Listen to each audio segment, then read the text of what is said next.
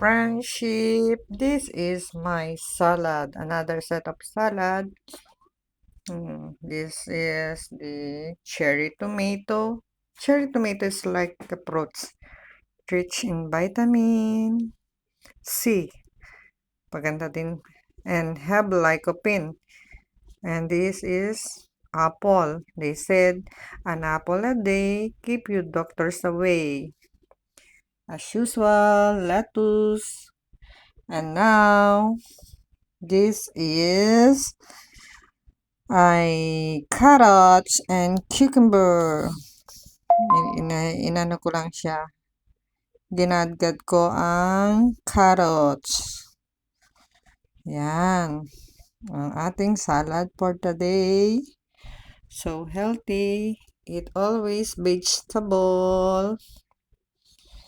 So you keep healthy always. At yung ating pinagbalatan, ilalagay ulit natin sa ating garden.